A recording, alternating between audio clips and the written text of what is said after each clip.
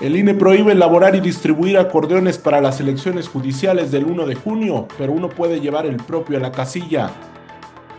Hallan los 5 cuerpos de los integrantes del grupo fugitivo en Reynosa, Tamaulipas.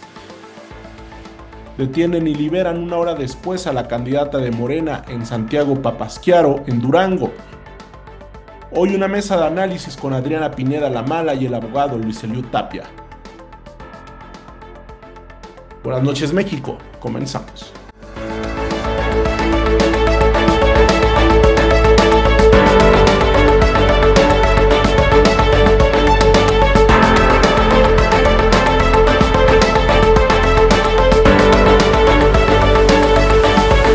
¿Qué tal? Muy buenas noches. Este 29 de mayo ya estamos en veda electoral. No se pueden hacer llamados al voto, pero consultamos con el INE y se pueden hacer análisis.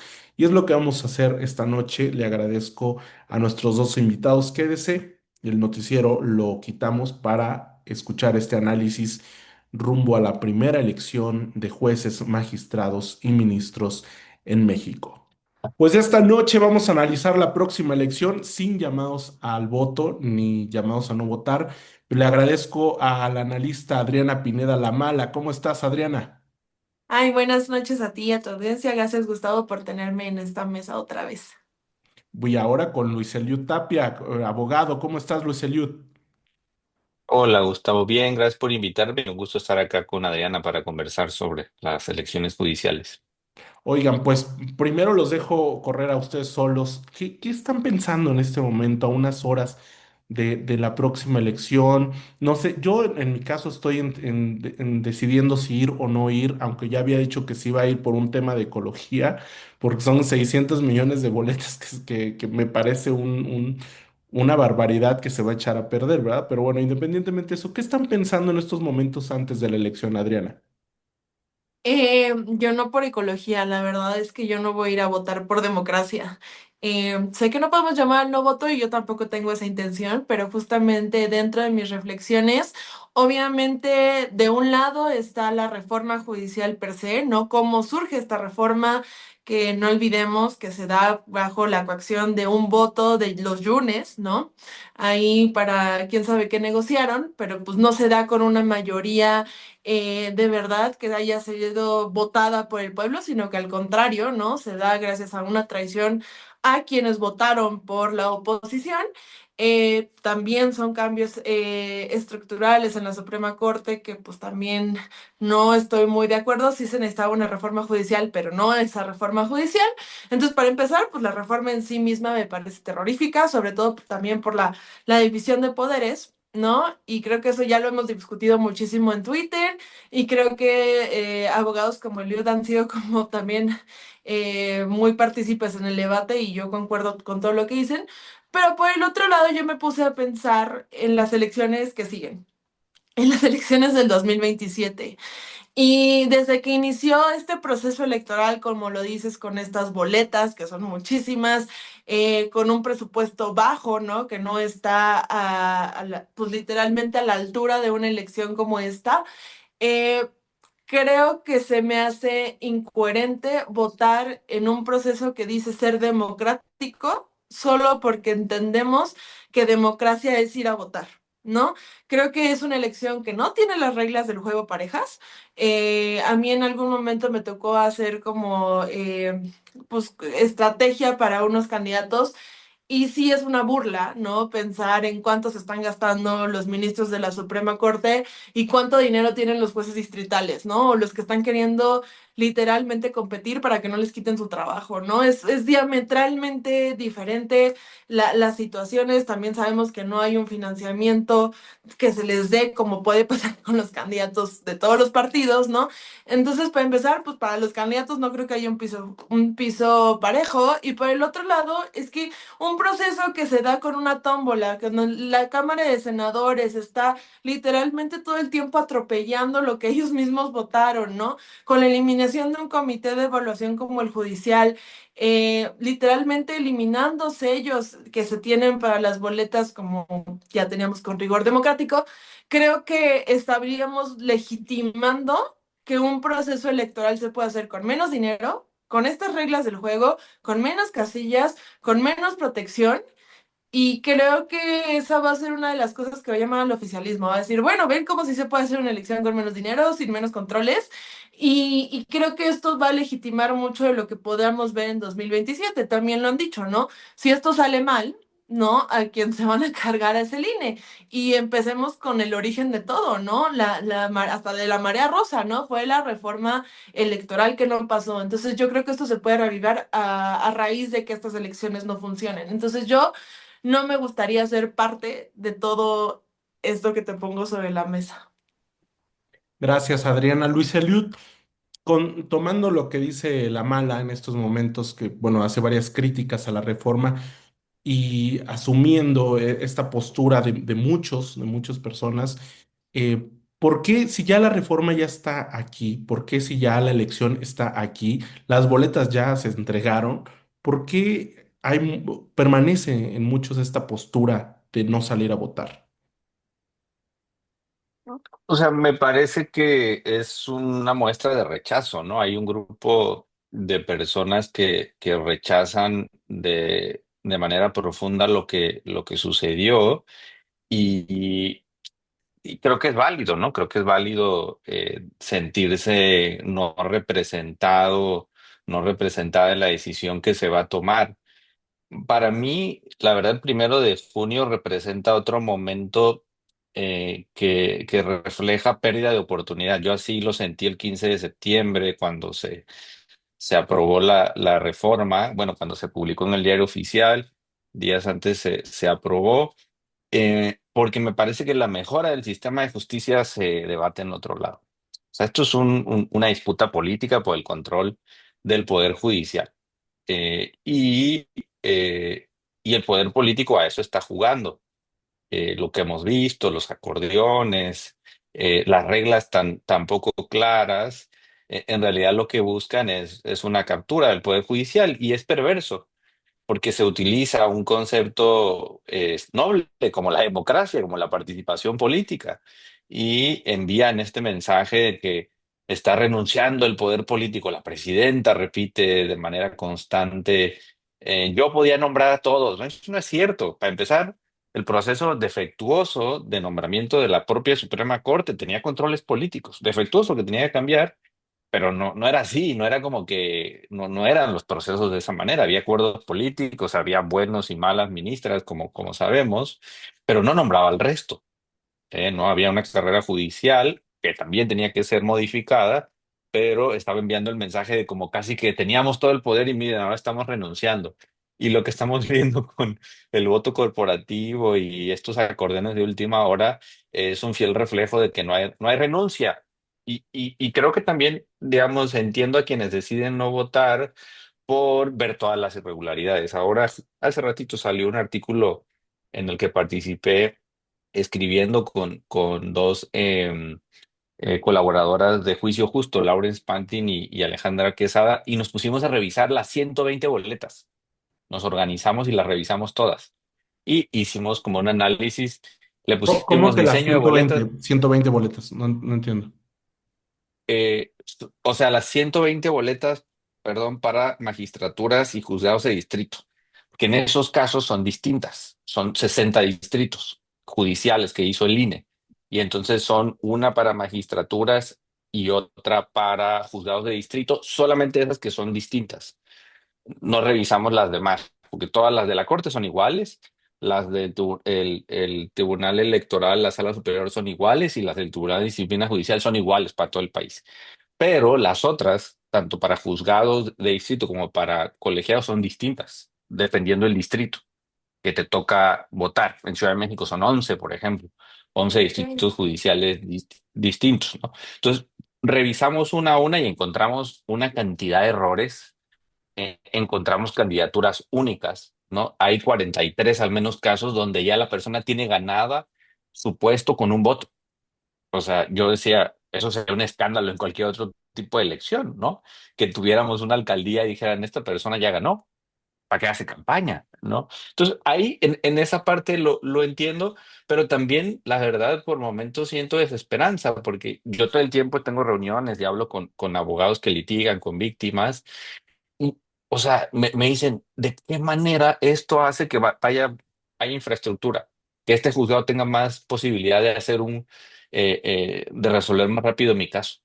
Más bien al contrario, no están, andan en campaña, andan en disputa. O sea, esa es la parte, ¿no? Que se siente como que esto es una gran simulación que no tiene nada que ver con que haya mejor justicia si la vemos como un servicio público que se tiene que dar a la población.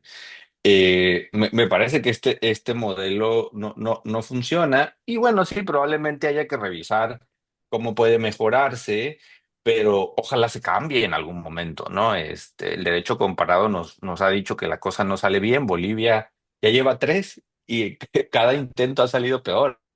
Entonces, ojalá como que pensemos que este modelo tiene que mejorarse, pero para mí lo mejor es que se modifique este modelo de elección judicial. Para retomar lo que Bueno, dice Luis Eliud, Adriana, ¿qué cambios harías a las campañas? A mí me parecieron insípidas, pero no sé tú qué cambios harías, porque vimos la mayoría de las cosas en redes sociales, pero no todos tienen acceso a redes sociales. Bueno, no de que no todos tengan acceso a redes sociales, no es tanto por ahí, o sea, porque ya hay una gran penetración dentro de las redes sociales por sí mismas. Yo creo que más bien es la dinámica dentro de las redes sociales, ¿no? Y el hecho de que, por ejemplo, no tengan acceso a tiempos de radio y televisión, al que también por la naturaleza del cargo no tengan cosas que prometer, por ejemplo, no participaron per se en debates como los que estamos acostumbrados para escuchar a nuestros candidatos. Y creo que uno de los retos más grandes para la comunicación política y las consultoras fue esta elección en términos de querer adoptar el modelo de candidaturas legislativas o ejecutivas al modelo de las judiciales, sin entender que también yo sí lo veía como una oportunidad de poder hacer campañas pedagógicas, ¿no? Que llevaran el debate al tema de justicia y lo que hemos visto es pues campañas donde prometen hasta alumbrado, ¿no? O sea, jueces prometiendo cosas que ni siquiera están en su materia, que no aprovecharon tampoco para explicar lo que hacen ¿Real? como ¿Sí tal viste a alguien y que prometiendo justamente alumbrado? ¿eh? ¿Sí viste a alguien prometiendo alumbrado? Sí, eran te paso el dato, pero sí había unos prometiendo ese tipo de cosas. Eh, Son de los locales, sobre todo, ¿no? Porque justamente. Y para la otra parte, el tema de, pues justamente pensamos que para hacernos virales es lo que vamos a traducir en votos, ¿no? Creo que todavía no han entendido justamente que la dinámica de redes sociales, un like ni siquiera significa que están de acuerdo contigo. Un like puede ser, me estoy burlando de ti, ¿no? Digo, no sé cuánto vaya a sacar el candidato chicharronero, pero creo que se me hace también una irresponsabilidad hacer campañas así pensando que hacerse viral en TikTok te va a llevar a un cargo, porque aparte el algoritmo de TikTok ni siquiera te garantiza que llegue a tu parte de tu votación, de tu público de votantes, ¿no? O sea, digo, a mí me salen videos chinos, ¿no? O sea, a veces eso, pues obviamente la del chicharronero, pues no sabemos a qué votantes le puede llegar y si pueden votar por él, ¿no? Entonces creo que fue una banalización de las campañas en sí mismas. Se desaprovechó mucho el tener también el discurso de tratar de hacer que esta elección se discutiera la justicia en sí misma, ¿no? Y los mismos, y lo que representan los cargos en sí mismos, ¿no? O sea, a mí cuando estaba haciendo las campañas, pues la verdad es que pues yo no sabía que era un juez de distrito y me tardé mucho en entender que era un juez de distrito para entonces vender a un juez de distrito, ¿no? Sea, imagínate uno como consultor que te llegan con un cargo así y no tienes idea ni siquiera de cómo funciona este sistema judicial, porque pues la verdad tampoco estaba dentro de tus socializaciones de los temas políticos, porque pues justamente nunca pensaste que le iba a hacer una campaña a un candidato de distrito en materia laboral, ¿no? Y es entenderlo, y si nosotros que estábamos tratando de entenderlo para venderlos, nos costó. Imagínate la ciudadanía tenerle que explicar cuántos cargos tienen que votar y cuáles son distritales de penal, de trabajo, de lo familiar, ¿no? O sea, creo que es una elección que nos agarra también con una cultura política que no está literalmente, yo creo que con la madurez de saber qué estamos votando, ¿no? O sea, yo creo que muchos de los que van a votar no van a saber por qué están votando, ¿no? Y no porque no sean inteligentes, y no porque no se hayan informado, sino porque creo que todavía el sistema judicial, que creo que es una de las cosas malas y al final pues tomaron en cuenta dentro de la reforma es pues que no había una cercanía, ¿no? Con la ciudadanía, con una comunicación abierta donde supiéramos qué hacían los jueces, qué hacían los magistrados, porque al final del día hasta, o sea, veíamos en la reforma judicial cómo les pedían a los ministros cosas que hace pues la fiscalía, ¿no? O sea, entonces creo que ahí se desaprovechó mucho y no le veo otra forma, o sea, la verdad es que yo trato de darle vueltas a ver cómo se podrían cambiar estas campañas, pero si de entrada, o sea, no tienes recursos, ¿no? Ahí vales de que, pues justamente quién tiene lana y quién no tiene lana, ¿no? La otra, pues no tienes otra forma de llevar tu campaña que no sea redes sociales e irte a volantear, pues también te limita a muchas cosas. Y lo otro es, ¿qué vas a prometer? O sea, hacer cumplir la justicia, o sea, cosas que ya tienes que hacer por trabajo. Entonces, ahí yo creo que lo suelto para Eliud, pero pues una de las cosas que yo creo que están terribles son las candidaturas, ¿no? O sea, por quiénes también vamos a estar votando, ¿no? ¿Quiénes están en las listas? ¿A quiénes eligieron, ¿no? O sea, literalmente, pues lo que han documentado, hasta abusadores sexuales hay en las listas. Y justo, pues, ¿cómo haces campaña con estas situaciones? Yo sí creo que no le veo otra forma, ¿no? Más Oye, que eliminarlas. ¿más que qué? Eliminarlas tú. O sea, no, ¿regresarías al Es anterior? que, o sea, es que ¿cómo haces? O sea, la verdad es que siento que no, o fue muy rápido también, o sea, a lo mejor con más tiempo de preparación, pero pues creo que no nos agarró muy a pisa y corre. Y bueno, pues allá había consultores cobrando 45,000 pesos por conferencias magistrales, ¿no? O sea, para enseñarte a ganar el voto, pero pues tampoco sabemos cómo iba a estar la dinámica en términos de campaña, ¿sabes? O sea, para realmente ganar una elección. Claro. Luis Eliot, tomando en cuenta esto que dice la mala, algo que dijeras tú, esto sí salió muy bien en esta reforma, ¿no? Algo que dijeras tú, esto no lo había visto y salió, pero sí mandado a hacer tal cual lo dice la reforma, así ocurrió. ¿Algo que veas tú? O sea, es difícil tener un diagnóstico sobre eso porque hace falta que termine el proceso, ¿no? Pero me pareció a mí interesante que hubo ejercicios de algunas personas candidatas que sí entendieron bien el modelo. O sea, que empezaron antes, empezaron a subir videos en sus redes sociales. No voy a decir nombres porque no podemos ahora, pero me pareció interesante que sí lograron conectar con su público. Ahora, como bien lo decías, Adriana, vamos a ver si eso se convierte en votos, que gane, pues, por ejemplo, esta persona que no voy a decir quién es, porque si no, qué bonito sus redes, no sé, tiene más de 100,000 seguidores, comunicaba súper bien, hacía muchos eventos y perdió, ¿no? Entonces va a ser un reflejo de que no sirve para nada este modelo. Ahora, una cosa que sí es interesante es que me parece que se abrió un poco más la conversación sobre la justicia y sobre el tema. No sé cómo medirlo eso, ¿no? No tengo una regla para medirlo porque eso tiene que ver con las encuestas y la manera en que se recogió lo que opina la población. Yo, pues, digamos, preguntaba donde podía y había todo tipo de reacciones. Desde a mí no me interesa, los políticos siempre van a imponer a quienes se les ocurre y mi realidad no va a cambiar. O sea, había de todo. Había todo tipo de reacciones y había otra gente que decía, qué bueno, sí, que los corran, ganan mucho dinero, ahora que vengan unos nuevos. O sea, como que sí había diferentes percepciones, pero me da la impresión que sí hay una conversación un poco más amplia sobre el tema. Yo decía de broma desde el principio del proceso, y no sé si lo decía la vez pasada, yo cuando empecé a ver esta discusión, que digamos se puso más intensa a partir de febrero del 24, pues empezaron a cada vez llamar más abogados y abogadas a los programas.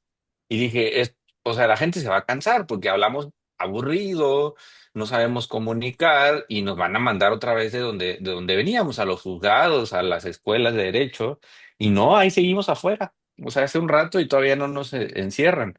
Entonces, me parece eso interesante como reacción.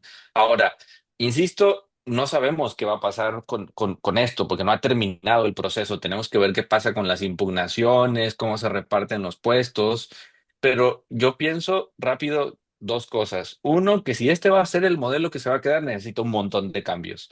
O sea, necesita financiamiento público y privado controlado, porque no hacerlo quita la cancha pareja, es evidente. Hace falta que sea mucho más escalonado para que haya posibilidad de que la gente se entere. Y digamos, el escenario ideal es que no fueran todos los juzgados y colegiados del país y que fueran algunos. Y entonces la gente podría así tomar una decisión informada, podría haber debates, como bien lo decías, Adriana, y podríamos tener el conocimiento de la filosofía constitucional de estas personas y no que anden prometiendo inteligencia artificial, más defensorías públicas, hacer sentencias más rápidas. O sea, porque no tenían que prometer al final de cuentas, no sabían qué prometer, pero si hablas de la Suprema Corte, ahí sí me parece interesante que con la gente pues, se les pregunte qué planteamiento tienes sobre la democracia, qué implicación te tiene a ti la prisión preventiva oficiosa, qué opinas de los tratados internacionales, qué opinas de los derechos sociales, ¿no? Es ese tipo de cosas que no se pudieron reflexionar, no hubo confrontación de ideas. Vi que el CIDE intentó hacer invitaciones, pero pues ¿quién lo vio, no? Lo terminaron viendo Pero aparte muy como que pocas lo evitaban, personas. ¿no, Luis Eliud? Como que evitaban a toda costa confrontarse. Yo no vi, no sé si tú viste a alguien, aparte de ese que dices del CIDE.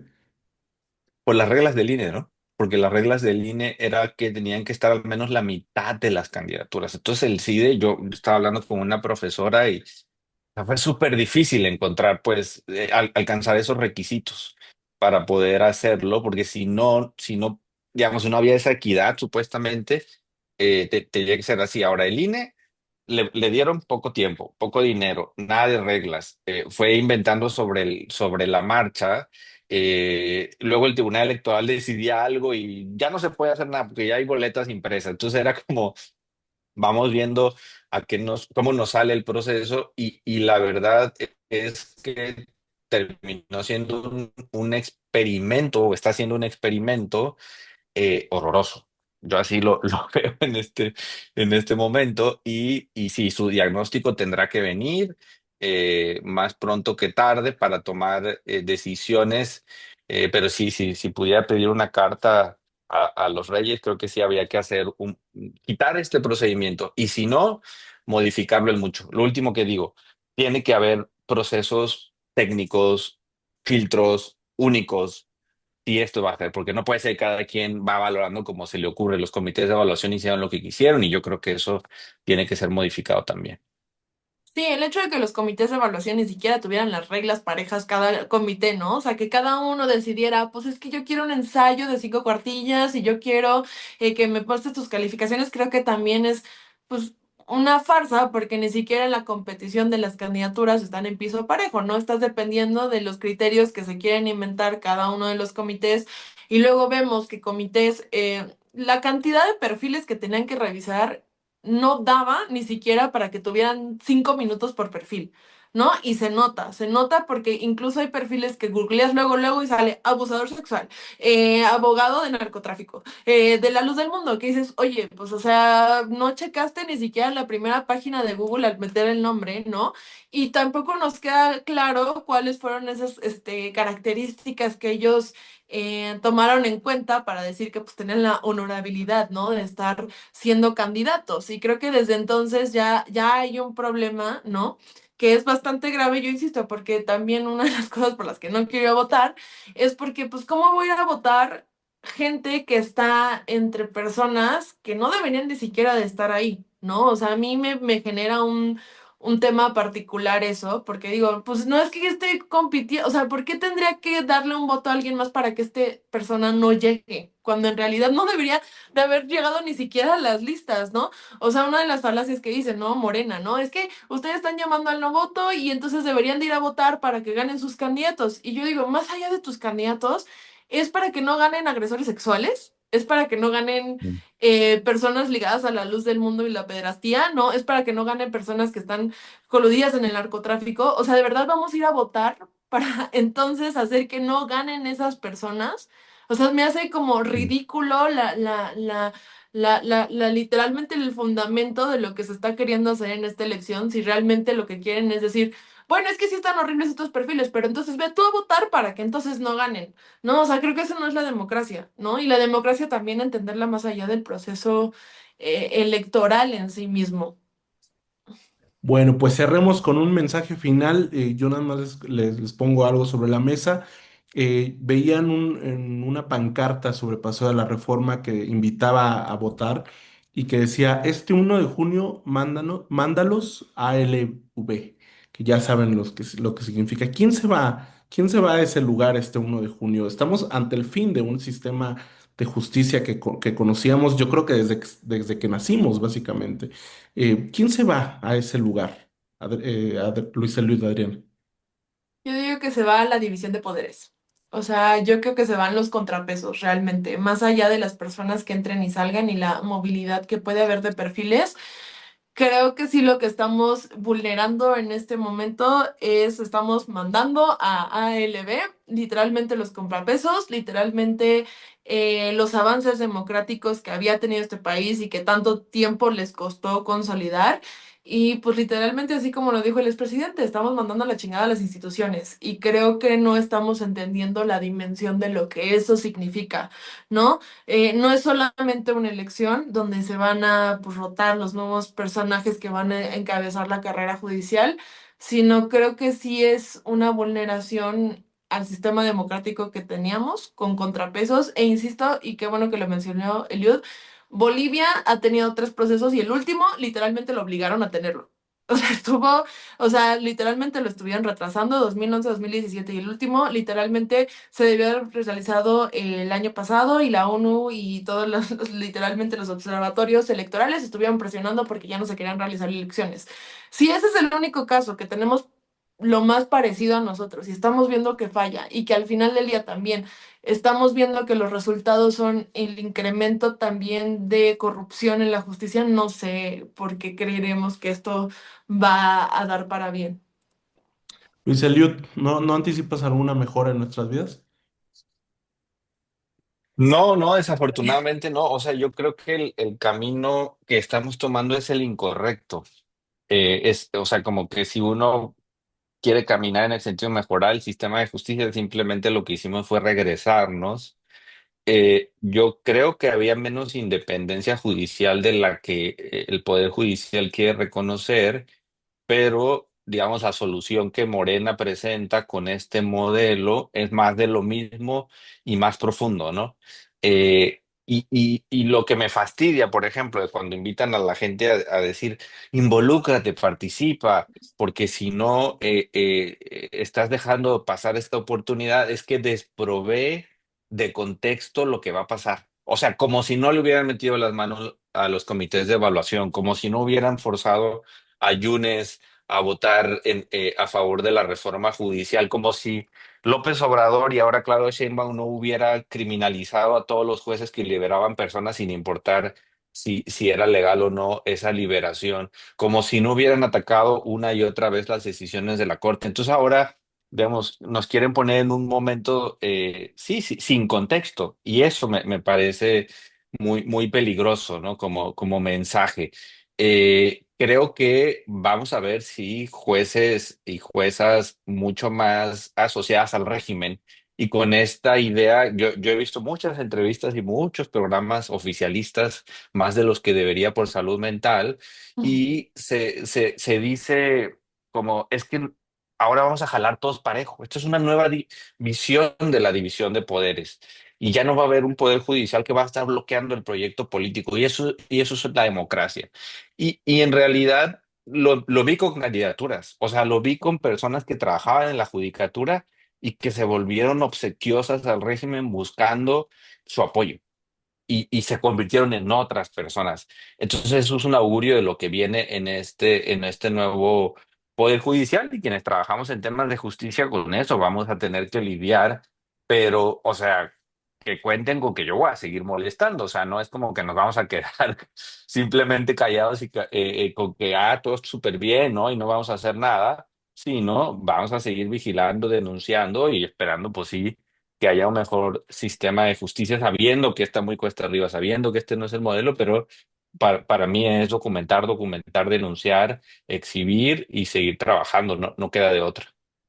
Bueno, Luis Total. Eliud y Adriana Pineda, muchas gracias por esta conversación. Nos vemos después de las elecciones, a ver qué tal salen. Buenas noches, hasta la próxima, Luis Eliud, Adriana. Y a ver si la Nos gente no hace vemos. un desmadre. No, no, pues esperemos que no. Ya estaremos reportando la siguiente semana. Gracias. Yo lo espero la próxima semana en este espacio. Buenas noches, México. Ya con los resultados seguramente la próxima semana, al menos de la elección de ministros de la Corte y a ver qué pasó en esta elección inédita en México. Buenas noches y buena suerte.